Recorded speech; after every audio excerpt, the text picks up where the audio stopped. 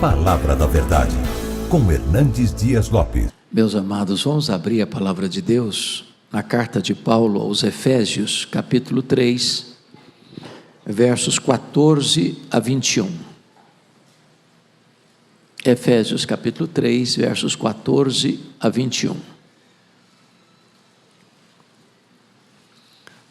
O apóstolo Paulo diz assim: por esta causa me ponho de joelhos diante do Pai, de quem toma o nome toda a família, tanto no céu como sobre a terra, para que, segundo a riqueza da sua glória, vos conceda que sejais fortalecidos com poder, mediante o seu Espírito, no homem interior. E assim habite Cristo no vosso coração pela fé, estando vós arraigados e alicerçados em amor, a fim de poderdes compreender com todos os santos qual é a largura e o comprimento e a altura e a profundidade, e conhecer o amor de Cristo, que excede todo entendimento, para que sejais tomados de toda a plenitude de Deus. Ora, aquele que é poderoso para fazer infinitamente mais do que tudo quanto pedimos ou pensamos, conforme o seu poder que opera em nós, a ele seja a glória, na igreja e em Cristo Jesus, por todas as gerações, para todos sempre. Amém. O tema que nós vamos abordar hoje é uma oração muito ousada. O apóstolo Paulo está preso, ele está algemado. Os seus irmãos, os judeus, é quem o acusam, porque tramavam e conspiravam contra ele para matá-lo. Como cidadão romano que era, apelou para ser julgado diante de César, e ele está em Roma, preso, não tem liberdade de ir e vir, não pode fazer o que ele mais amava fazer, que era plantar igrejas, ou visitar as igrejas por ele plantadas. Os homens podem tirar sua liberdade, os homens podem encerrá-lo num cárcere, mas os homens não podem impedir que ele exerça o seu ministério, sublime ministério, o ministério da intercessão. Nesta carta, Paulo já orou pela primeira vez no capítulo 1, pedindo que Deus desse à igreja entendimento, compreensão, conhecimento daquilo que a igreja já tem em Cristo Jesus. E ele faz 3 pedidos essenciais. Ele pede para que a igreja possa saber qual é a esperança do seu chamamento. Ele pede para que a igreja saiba qual é a riqueza da glória da sua herança.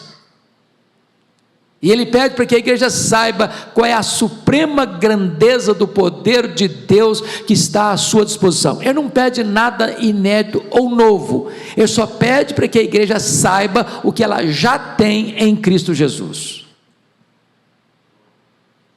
É por isso que nós precisamos estudar a Bíblia, porque sem Bíblia não tem oração, porque a oração é baseada na Bíblia. Nós oramos eficazmente quando nós conhecemos as promessas de Deus. Mas aqui, nesse texto, se lá Paulo está orando para que você conheça, agora Paulo está orando para que você experimente. Agora é preciso descer da cabeça para o coração. Agora é preciso que você seja fortalecido com poder. E a primeira coisa que eu chamo a sua atenção é que ele diz: por esta causa eu me ponho de joelhos. E que causa é essa? Ele está tratando aqui de que o projeto grande de Deus, com um grande mistério revelado agora, é que dentro do plano de Deus, gentios e judeus formam uma só igreja, um só povo, um só rebanho, uma só família. gente de todas as línguas, gente de todas as raças, gente de todas as culturas, gente de todas as etnias, gente das mais variadas culturas do mundo, se formam e se juntam para formar o único povo de Deus, que vai morar no céu, o povo lavado e remido no sangue do Cordeiro. Essa realidade gloriosa leva Paulo a se colocar diante do Pai de joelhos, para orar. O judeu orava via de regra de pé, mas há causas tão importantes, há causas tão urgentes, há causas tão necessárias que nos levam a ficar de joelhos diante do Pai. Mas notem vocês, no verso de número 15, porque ele vai tratar aí da motivação desta oração, e eu chamo a sua atenção para alguns pontos muito importantes aqui. Vejam comigo: de quem toma o nome toda a família, tanto no céu como sobre a terra. O que ele está dizendo é que esta igreja, que é esse grande mosaico formado de todos os povos, é uma única igreja, tanto a igreja que já está no céu, quanto a igreja que permanece na terra, tanto a igreja triunfante, como a igreja militante. Ou seja, todos nós derivamos a nossa identidade do Pai.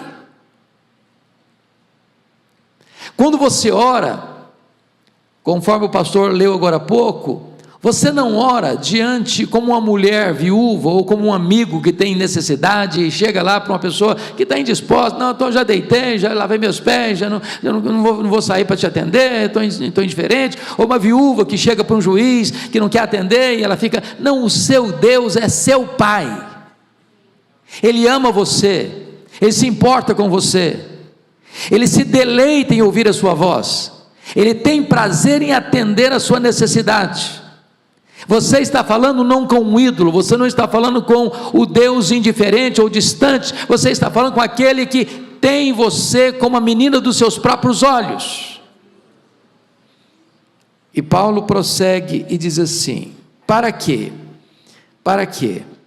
Segundo a riqueza da sua graça. E essa é uma expressão muito forte. Segundo a riqueza da sua glória.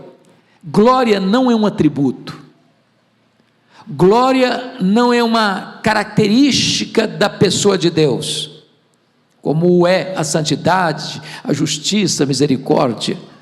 A glória é a soma total de todos os atributos de Deus, no seu resplendor máximo, na sua manifestação mais eloquente. A glória de Deus é quem Deus é no seu resplendor. E Paulo ousadamente está pedindo para que Deus, segundo a riqueza, toda a riqueza da sua glória, possa estar atento para responder a esta oração ousada. E veja o que ele vai pedir: que vos conceda que sejais fortalecidos com poder, mediante o seu Espírito no homem interior. Meus amados, se existe algo que você e eu precisamos, é de poder, porque o Evangelho é o poder de Deus, o reino de Deus que está dentro de nós é poder. Não há cristianismo sem poder, e é por isso que Jesus prometeu à igreja: recebereis poder ao descer sobre o vós do Espírito Santo. E eu preciso desse poder, e você precisa desse poder, e as mães de oração precisam desse poder, e os filhos precisam desse poder, e a igreja precisa desse poder. Mas qual é a fonte desse poder? Não é um poder político, não é um poder eclesiástico, não é um poder de influência humana, não é um poder manipulado pelos homens, não é um poder que emana da terra. Este poder vem pelo Espírito Santo. É isso que Paulo está nos informando aqui: mediante o seu Espírito no homem interior. Ou seja, não é uma coisa assim espalhafatosa, Tem muita gente que pensa que poder de Deus é plantar bananeira, é fazer piruleta, é fazer esquisitice. Não, não, não. O poder do Espírito Santo, ele está lá no seu interior. É uma mudança íntima, é uma mudança de caráter, é uma mudança de comportamento, é uma mudança de palavras, é uma mudança de ações, é uma mudança de reações, é uma mudança de gestos, é uma mudança de motivação, é uma mudança que opera dentro do seu ser e que pode ser notada e percebida e visto por todos, em todo lugar. Louvado seja Deus. Mas, amados irmãos, como é que você pode mensurar esse poder? Como é que você pode diagnosticar esse poder? Como é que você pode saber que você está cheio desse poder?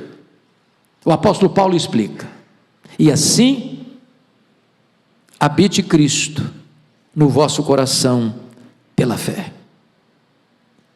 Ou seja, uma pessoa cheia do Espírito Santo, ou cheia do poder, é uma pessoa que vive uma vida cristocêntrica. O papel do Espírito Santo, conforme diz o teólogo J.I. Packer, o ministério do Espírito Santo é o ministério do holofote. Ele aponta para Jesus, ele exalta Jesus, ele glorifica Jesus. E você sabe, se você é uma pessoa cheia do Espírito Santo, é se Jesus comanda a sua vida, se ele dirige a sua vida. E Paulo usa aqui uma figura: e assim habite Cristo no vosso coração. Havia duas palavras no grego para habitar, a palavra katoikel e a palavra paroikel. São duas palavras que na língua portuguesa é uma palavra só, mas significados diferentes. A primeira palavra, a palavra katoikel, é morar ou habitar de um turista, de um viajante, que chega num hotel, hospeda-se ali por uma noite, 2 noites, uma semana, mas ele não mora ali. Ali não é a residência dele, não é a casa dele, ali não é o endereço dele. Ele chegou ali, mas vai embora dali. Ele não é o dono da casa, ele não tem poder de mexer nada naquele quarto, naquele apartamento. Ele está usufruindo e pagando por isso por um tempo. É o residente de passagem. A palavra que aparece aqui não é esta. A palavra que aparece aqui é a palavra paroikel, e paroikel é a palavra habitar do habitante permanente. Quando você mora na casa, quando você é o dono da casa, quando você tem todas as chaves da casa, quando você volta para essa casa e habita nessa casa, porque é a sua casa. A ideia aqui, meus amados irmãos, é que quando você está cheio do Espírito Santo, Jesus é o dono da sua vida. A casa é você, é o seu corpo, a habitação de Deus. E pela fé, Jesus precisa ser o habitante permanente no seu coração. Isso significa que você entrega para ele todas as chaves da casa, que você não tem cômodos nessa casa, trancados a 7 chaves, guardando aí alguma coisa que não seja digna de ser vista por ele, permitida por ele, que não tem áreas da sua vida que estejam fora do controle do senhorio de Jesus Cristo. É isso que é ser cheio do Espírito Santo, é quando você entrega todas as chaves do seu coração e da sua vida. É o Senhor que manda agora, é o Senhor que controla agora, é o Senhor que determina as regras agora. Eu estarei debaixo do senhorio e da submissão à tua autoridade, Senhor Jesus. Mas essa palavra tinha um outro contexto. Essa palavra na língua original significa não apenas que você é o morador permanente, mas quem mora tem prazer em morar nesta casa. Você conhece família que as pessoas têm um aperto no coração na hora de voltar para casa? Os biógrafos de Abraham Lincoln diziam que a maior tragédia na vida dele não foi seu assassinato, mas foi seu casamento. A dona Mary Todd Lincoln criava muita confusão com ele, jogava café quente na cara dele, brigava com ele perto das visitas que chegavam, e ele tinha um hábito de gostar de reuniões até as altas horas da madrugada. Não que ele amasse reuniões, o que ele não gostava é de voltar para casa. A pergunta que eu faço a você nesta noite é esta: a sua vida é um ambiente onde Jesus possa ter prazer de morar?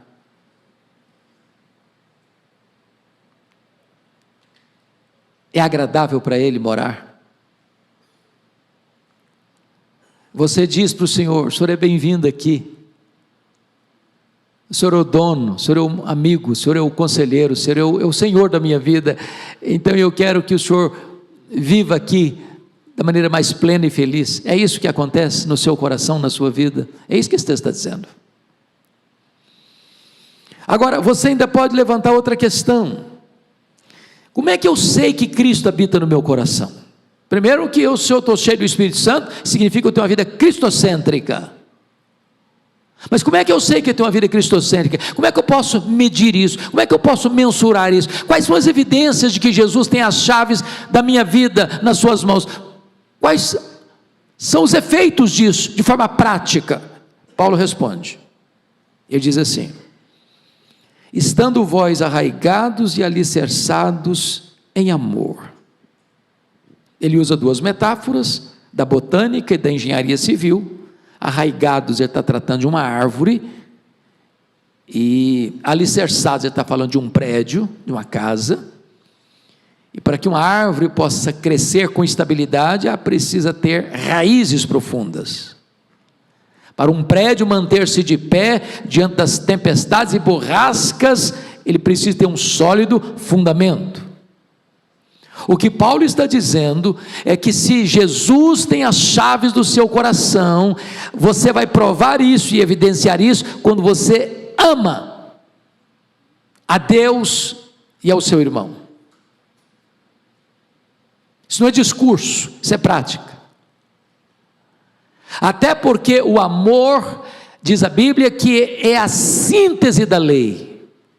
Se você pega as duas tábuas da lei, a primeira tábua na relação com Deus, a segunda tábua na relação com o próximo, Jesus resume tudo isso no grande mandamento: amarás, pois, o Senhor teu Deus de todo o teu coração, de toda a tua alma, de toda a tua força, de todo o teu entendimento, e amarás o teu próximo como a ti mesmo. Nisso resume-se a lei.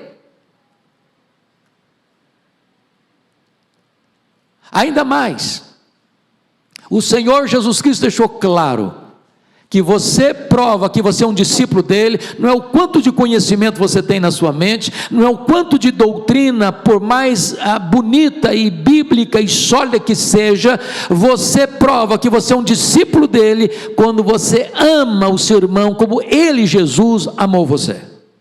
Nisso conhecerão todos que sois meus discípulos, se tiverdes amor uns pelos outros. Como é que você pode saber que Jesus está mandando na sua vida? É se você ama, porque Deus é amor, e aquele que diz que ama a Deus e não ama o seu irmão, está mentindo. Como é que você pode amar a Deus a quem você não vê, se você não ama o seu irmão a quem você vê? Aplicando isso, irmãos, para o ministério de oração das mães, tem horas que os filhos precisam enxergar, não apenas um bom discurso, uma boa hora oportuna para uma boa exortação, mas enxergar um derramamento de amor na direção deles. Porque o amor é irresistível. Quando você ama, você intercede. Não há intercessão sem amor. É por isso que Jesus diz o seguinte, que se você nutrir mágoa no seu coração, está lá em Marcos 11, 25, se você tiver mágoa no seu coração, ranço no seu coração, amargura no seu coração, suas orações são interrompidas, não adianta você orar. Então ame seus filhos, automaticamente você vai orar por eles. Sabe por quê? Porque o poder do Espírito Santo está aí, porque Jesus está comandando aí, e a evidência da plenitude do Espírito Santo, e a evidência da vida cristocêntrica é a prática do amor.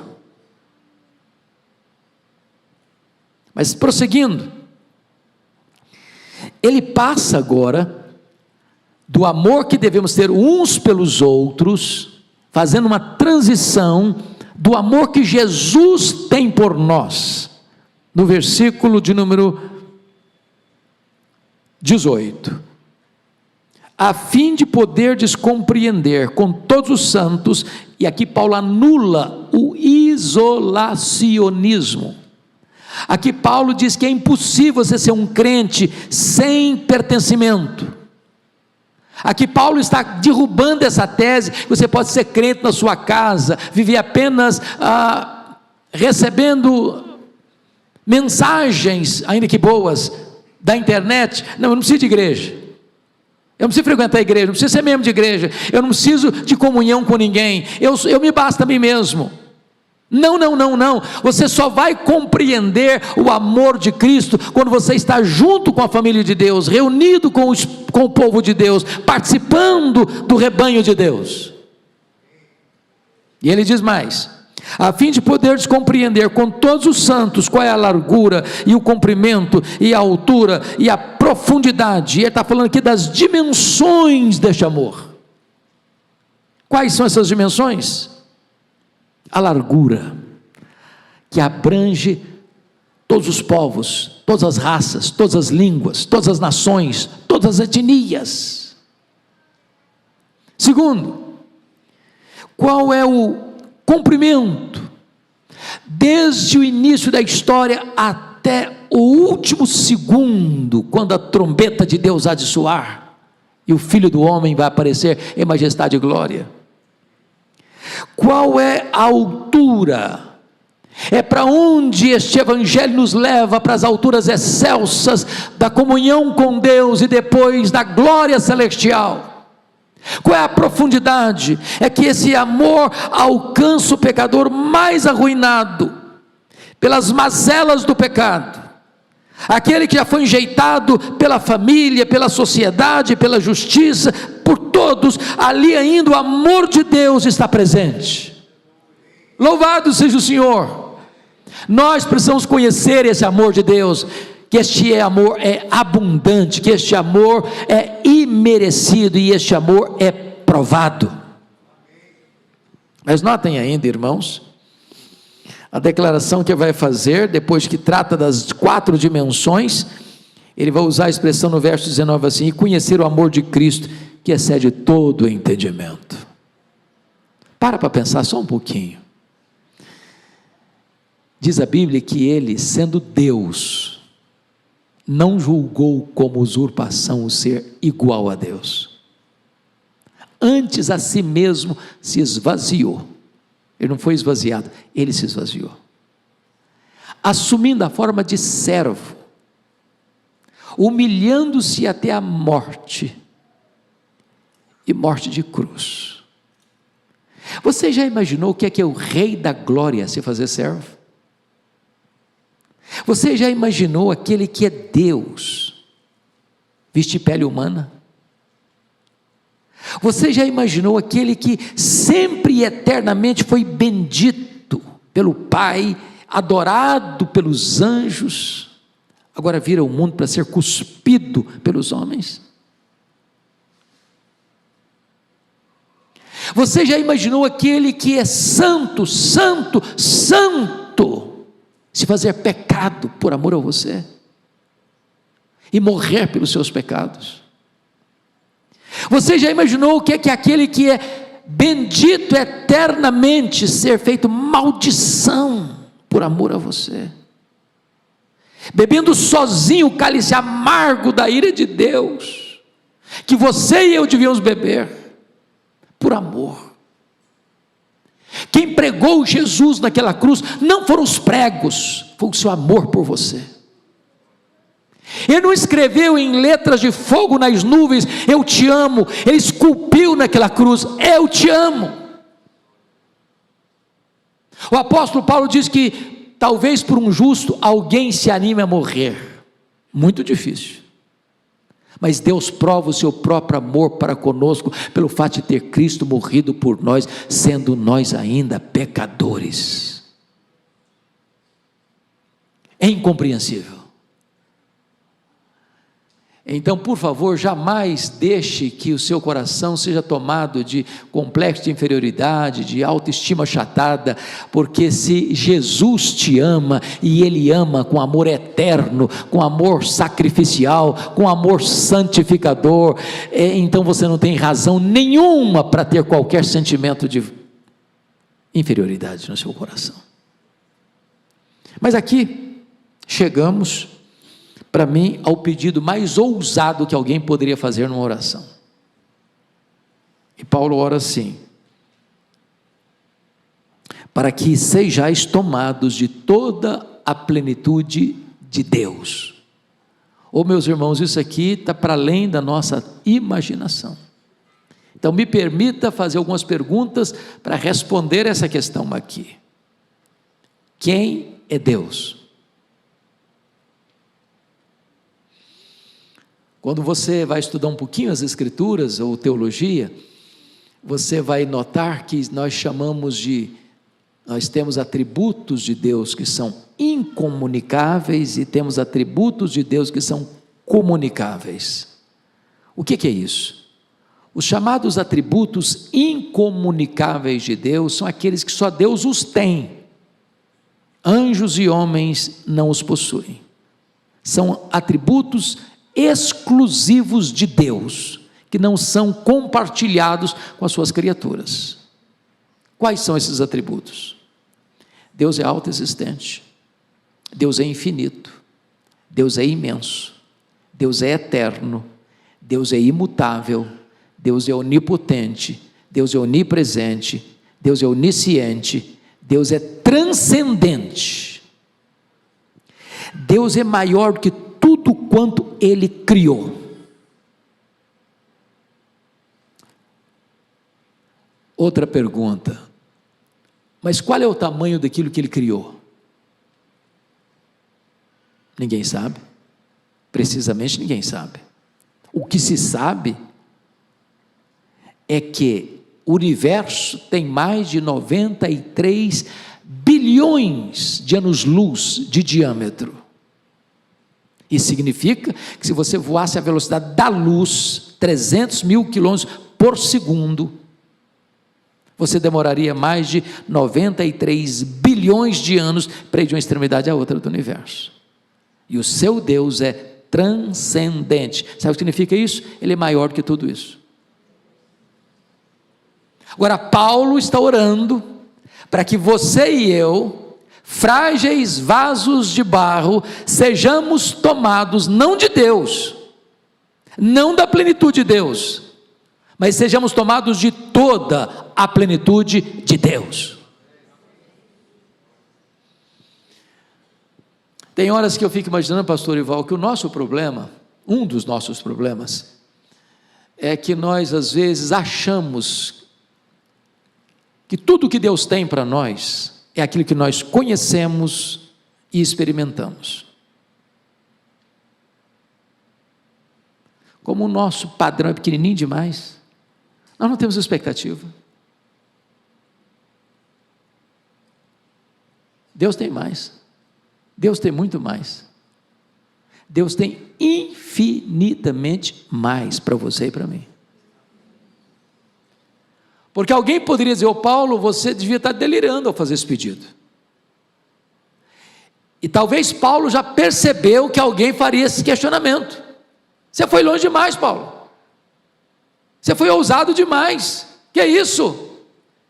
Pedir que a igreja seja tomada de toda a plenitude de Deus? Não, mas você ultrapassou as fronteiras. Aí ele escreve no versículo seguinte, assim, versículo 20: ora, àquele que é poderoso para fazer, não mais, não muito mais, mas infinitamente mais. Eu confesso que eu não sei o que é infinitamente mais em relação ao que eu tinha pedido anteriormente, ser tomado de toda a plenitude de Deus. Porque às vezes as pessoas usam esse versículo assim: olha, eu estou com uma dor de barriga, e ele falou: irmão, ora por mim. Deus é poderoso para fazer infinitamente mais, meu irmão, te curar essa dor de barriga, te dar saúde. Ok, pode fazer isso, curar a unha encravada, ou um problema mais grave de saúde, ou um problema financeiro, ou um problema conjugal, ou um problema aqui ou ali.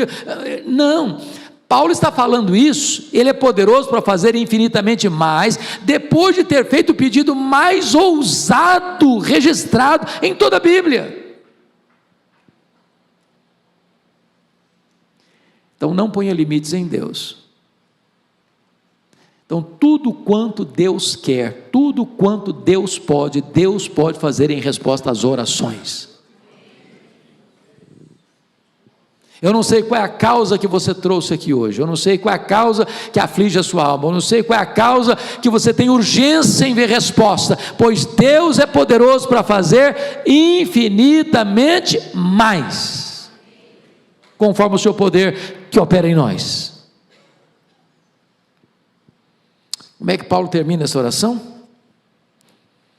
Não podia ser de outra maneira a não ser com a doxologia: a Ele seja a glória. Aonde? Na igreja. Em segundo lugar, em Cristo Jesus. A glória de Deus no corpo e na cabeça, no povo remido e no Redentor.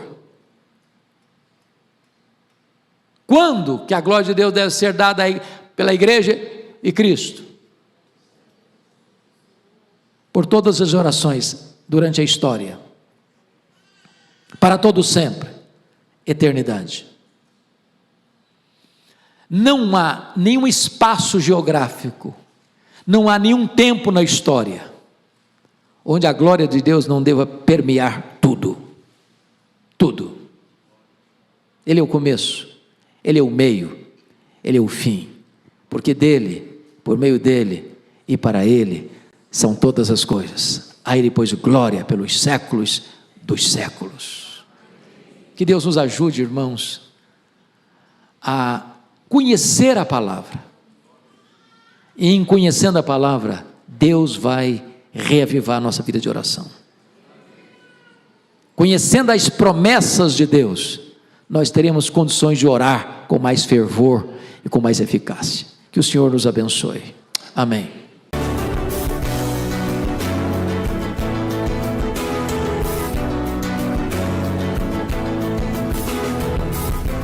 Palavra da Verdade, com Hernandes Dias Lopes.